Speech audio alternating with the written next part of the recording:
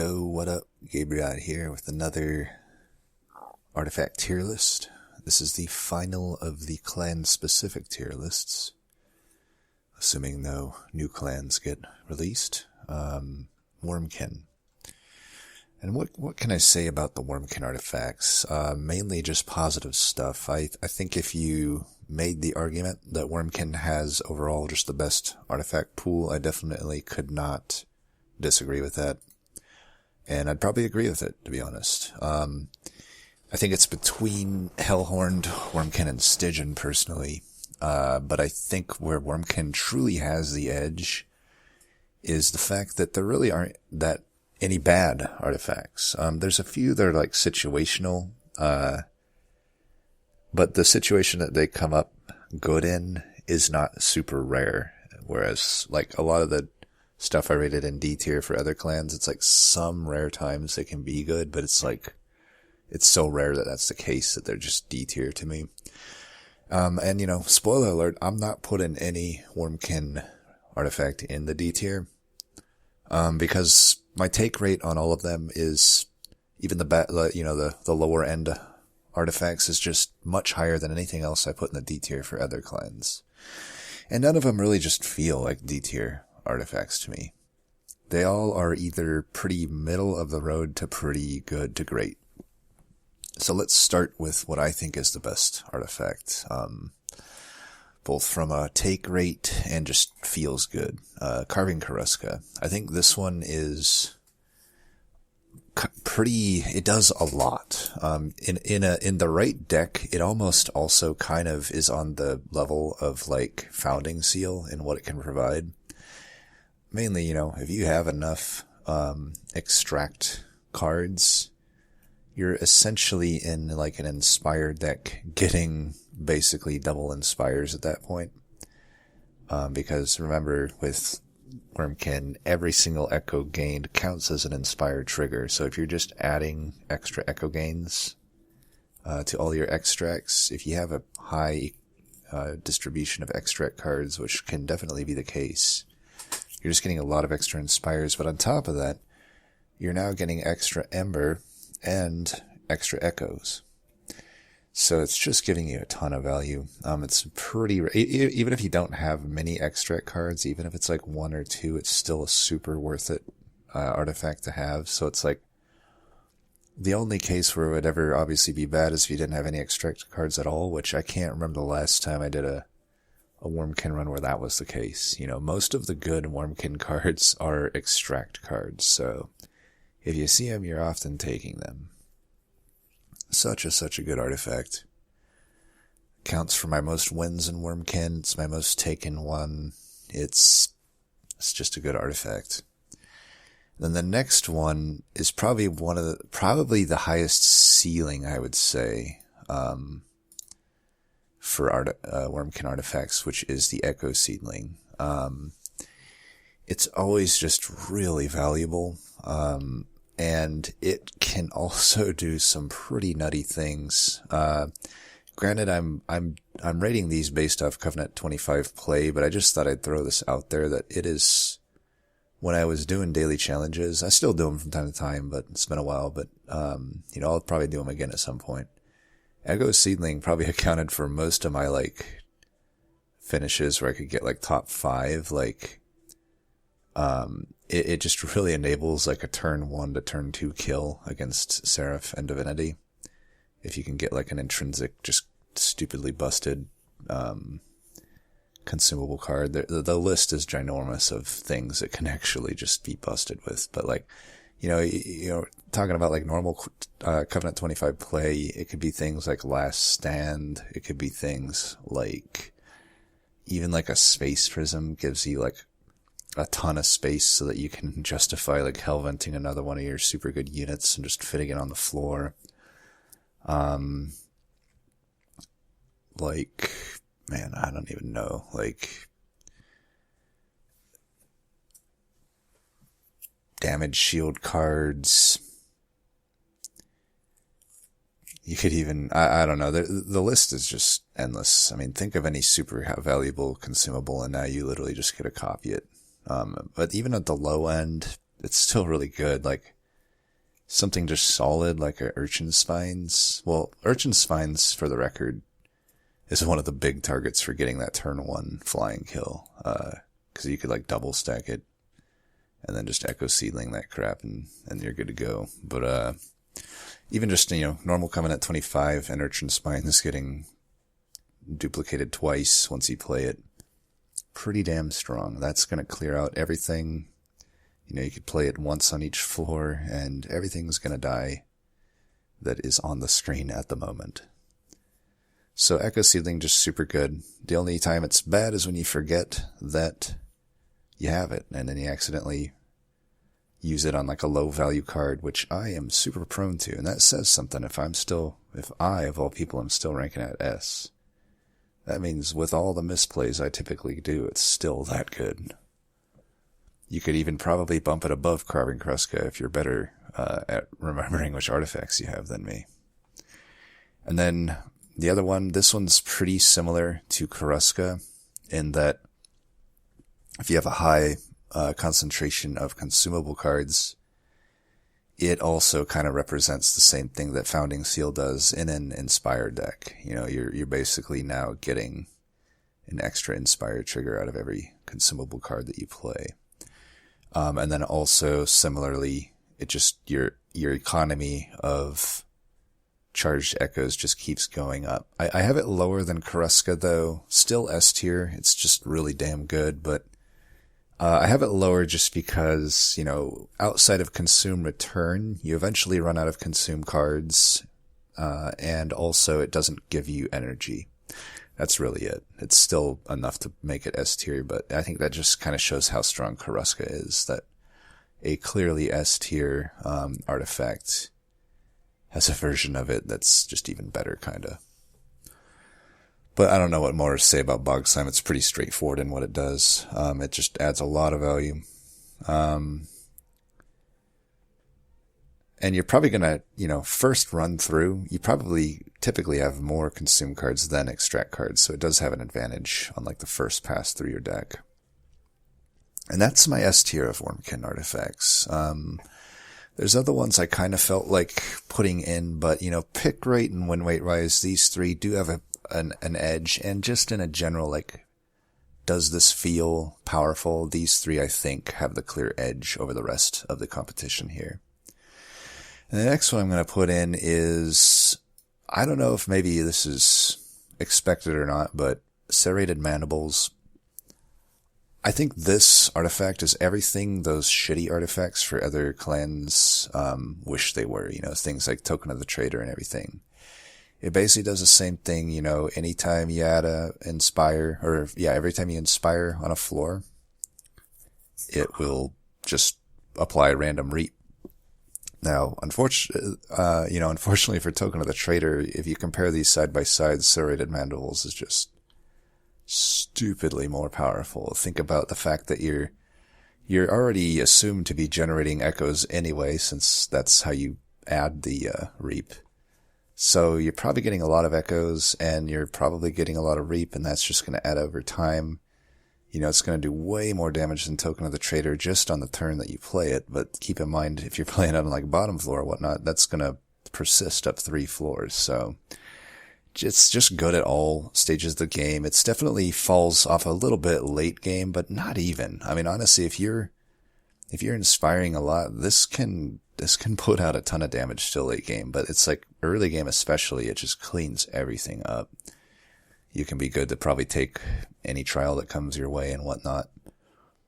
I find it a lot better than Decayed Decoy, because Decayed Decoy kind of needs reap initially to even work. So it has times it just doesn't even do anything for you. But this one just needs inspires, and there's not a Wurmkin deck out there that doesn't have inspires, right? And if you're constructing it correctly, you're going to have a lot of inspires, which represents a lot of free reap,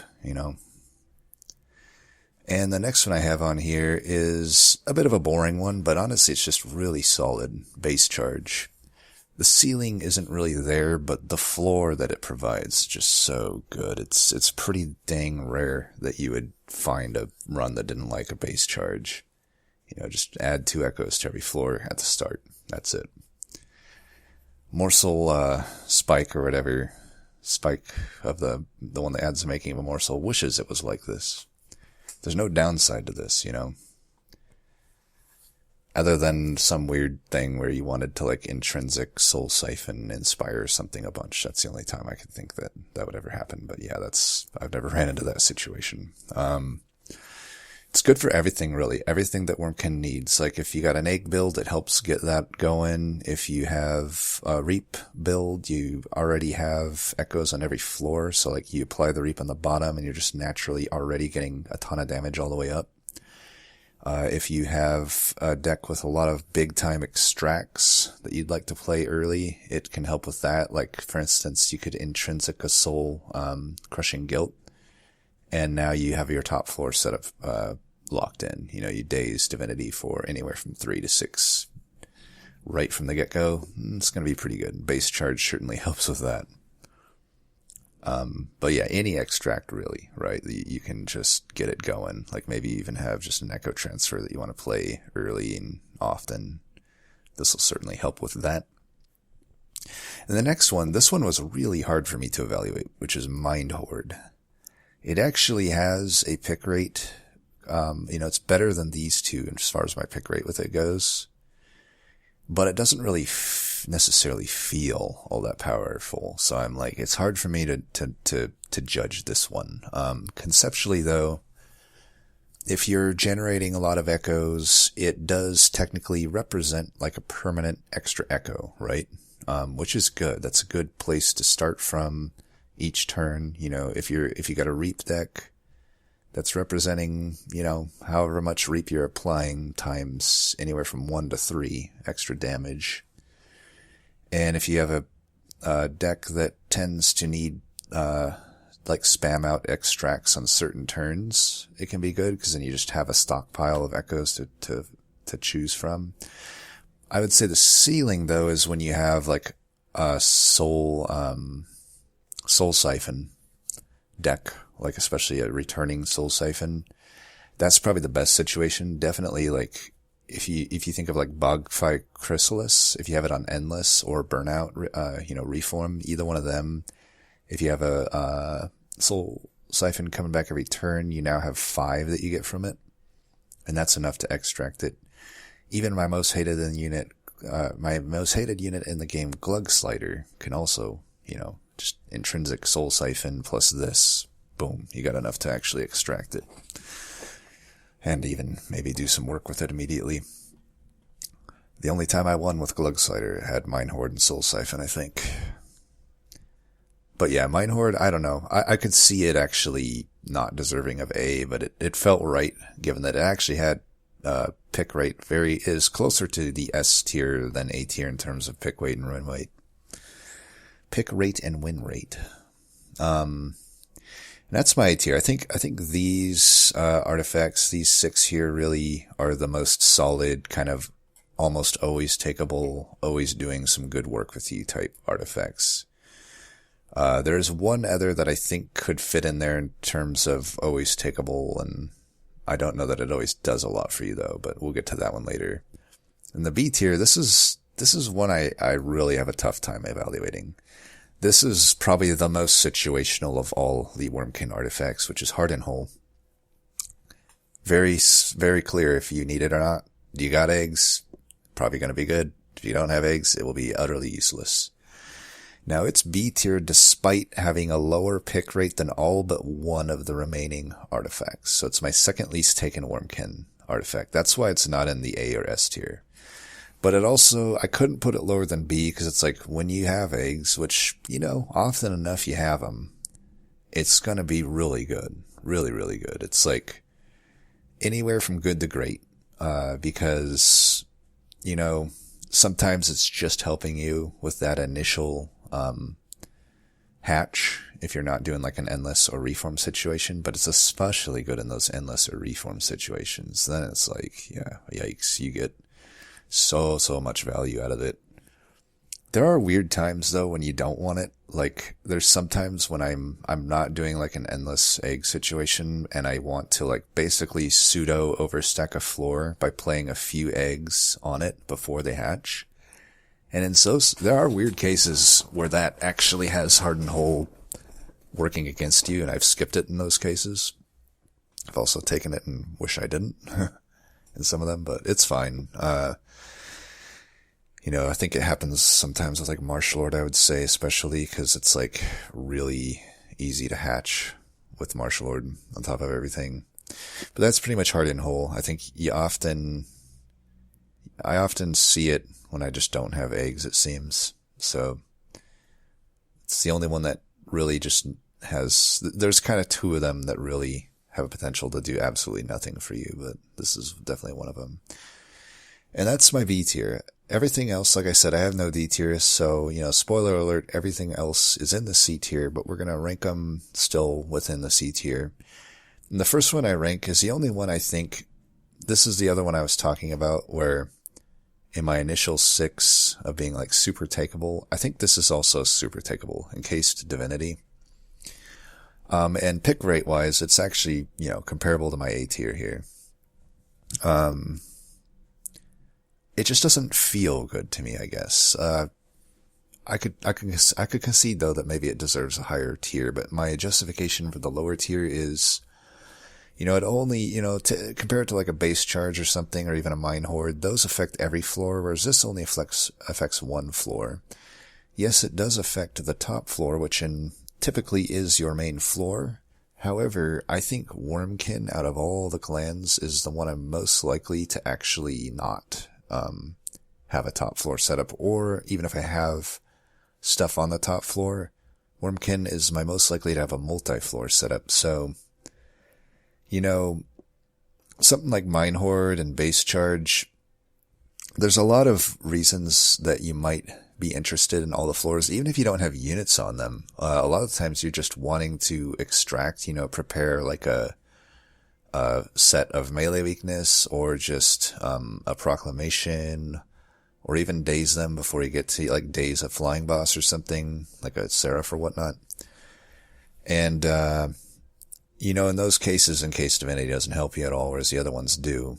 And especially like, Reap, Chief, I'll be bottom floor a lot of the time with Reap Chief, and Encased Divinity doesn't do much for me there. Endless Eggs, it doesn't do much for me there. I will say though, if I'm just hatching eggs top, it can actually be pretty decent for that. It represents pretty decent amount of echoes to help with that. It's not like super crazy high value though. And I think that's maybe additionally just kind of my feeling about it. It's a lot of the time, the fact that it's a permanent echo doesn't really mean that much.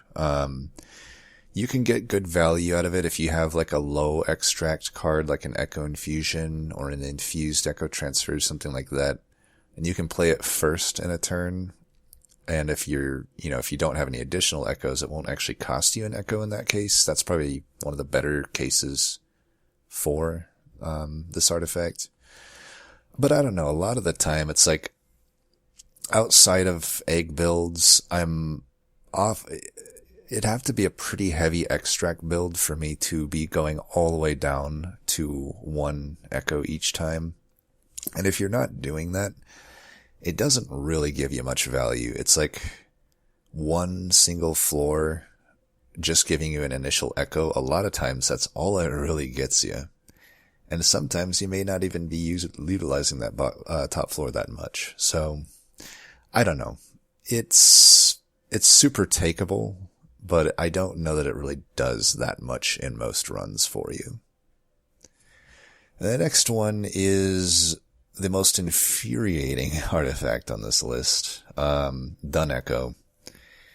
It's one of those where I'm like, yeah, I guess it represents a potential to be good, but often it just isn't. It's like, true, it gives you, it makes your chance at getting the card you want to be infused from 1/3 up to 2/3. Still leaves a 1/3 chance though. I kind of wish it just hit every card. I don't think that would be too powerful. I still wouldn't even necessarily put it on S, but it'd probably be like an A tier artifact at that point. I also really hate finding it late game. That's obviously fun to find it at the final trinket shop. But yeah, I don't know. I've had times where I get an early done echo, like even ring 1, and like the entire game it never helped me. I realize that's rare, but it's happened enough that it's one of those that really feels bad to me. And I don't know, depending on when it comes up, it may or may not get you that much value. Really just the early rings is when it represents to me like a pretty takeable situation. Later on, that's almost always a better artifact you can pick over it. But still, it's not like D tier. Like, it still does represent the potential to really help decks, your ability to construct a deck out. Like, you know, you get the 2 drafts per fight, and it's just a lot of extra chances at the card you want being actually infused, which is all about the Wurmkin game plan, right? But, you know, you look at my take rate, you know, these 3 in Hardened Hull kind of have the big drop off from the rest. The next one I have here is Notice Stone. I think a lot of people like this one. I will say I like the design of it better than like the Stygian equivalent one because there's no limit on it. But I don't really find it to be that relevant in a lot of my runs. Even though on paper it should be pretty good. You could even, you know, you get some infinites going. It's going to be funny, but I don't know. You have to have a lot of consumes for it to make sense, I think, in a deck. And even then, if you have a lot of consumes, the deck you end up with, is it going to make use of the magic power or not? Who knows, right? Maybe, maybe not. I find it's rare that I was like, dang, Notice Stone, if it weren't for that, I wouldn't have won, you know? So I find it's kind of irrelevant / win more a lot of the time, but technically it is a powerful artifact. So, I don't end up taking it that much because I think just a lot of times the decks that I have, something else is going to be better than it, but it can definitely help you sometimes. And this one I have is the worst one. Still not D tier, but Decayed Decoy. It's obviously amazing in like a Reap Chief deck, or, you know, half the time you're going to have fractures, and it makes those fractures better. Not that they're not great already, but it makes them pretty good. And I think this also comes down to playstyle, because to me, that's really the cases to take Decayed Decoy. It's like, it's really good with Reap Chief, and it's decent with fractures. Otherwise, I can't think of too many times I build a deck around Reap outside of Decaying Chief. You know, there's only so many ways to make it work. Like, you know, like the Kinhost Pupae could technically get double Reap from this, but it doesn't seem like that would be that relevant, to me in like a Kinhost Pupae deck. You know, there's like Glareminder. I rarely have used some weird Etch Glareminder Reap deck. In fact, I don't think I ever have. Glug Slider, y'all know how often I take that. And even then, it's like, I don't know, 5 versus 6 Reap, is that really the craziness? I don't know, maybe. It's only once per hit, right? Whereas like with Reap Chief, it's per Inspire, which you're doing a lot. So, I don't know, I generally would just rather have Serrated Mandibles, and in all honesty, even in a, like say, take Fracture, for example, I still think Serrated Mandibles ends up giving you more damage, typically than Decayed Decoy would. But all that being said, you know, in a random situation, 1/4 of the time you play Wurmkin, you're gonna have, Spine Chief. You won't necessarily have Reap Chief, so it's a little lower than 1/4, because I actually prefer Corruptor most of the time, but I take Reap Chief about an equal amount of time to Corruptor, so we'll just say it's, maybe, 1/2 of 1/4, whatever. I forget how to do probability theory, but whatever that comes out to be. I don't think it's 1/8, but, you know, in that time it's really good. Otherwise, it's just an okay buff to your fractures. It would theoretically be good if I think other viable Reap decks were a thing. I just don't really think that is the case. But that's it. That's the Wurmkin artifacts. I don't think there's anything bad enough to be D tier. And, Just an overall really solid type of thing. Oh, and Decayed Decoy, by the way, is my least taken artifact, in case anyone's curious. But still, it's still an okay take rate, you know. It's, what is it? I'm 15-5 with it. That's in line with what I put a lot of other clans C tiers with. You know, my D tiers, usually it was like less than 10 picks or so. But that'll do it for this one. If you want to make your own tier list, link in the description. Anything you're surprised by, disagree with, agree with, let me know. As always, thanks for watching. Peace.